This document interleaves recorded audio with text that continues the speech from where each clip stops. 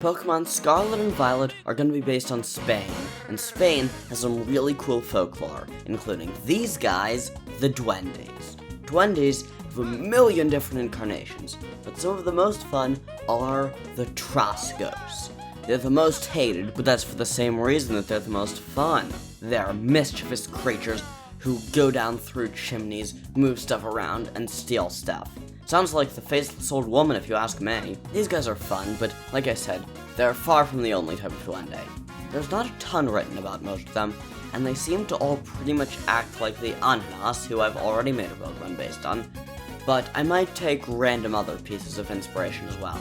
Okay, so, the last time I made a Pokemon based on a humanoid creature, it was the Anana, and that was basically just a person, so we're gonna go into this with a bit more of a game plan, so that doesn't happen. Trentis, another type of Duende, are sometimes clothed in plants, but sometimes they're also made of them. Let's run with that.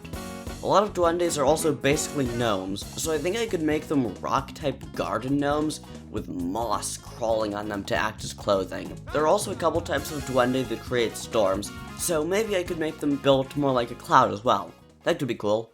Okay, so, once I had a rough idea in mind, I went into my drawing software and I got started. I drew a simple head with a little gnome hat on it. I added feet that looked like elf feet. When I made the hands, I tried to put a cane in one of them, but that looked horrible. I changed the position to one hand behind the back and the other putting some hail into the air. I drew some plants coming up from the guy's legs. Next was the face, so I experimented with the eyes until I got one that looked properly mischievous. I drew on a beard, a vest, and a shirt with some wavy wrinkle things. I added hair that at first went all the way down to his knees, but then that was too long, so I dialed it back. Then I swapped out the normal arms for clouds. At this point we're on to color. Not much interesting happened there, but I want to point out that the hat has a bit of color because some of the paint hasn't come off yet. And behold, Duenyo, from Dueño de Casa, the original name for Duendes, and Gnome, a dark rock type, infamous for their trickster nature. Duenyo loves to goof around and annoy people.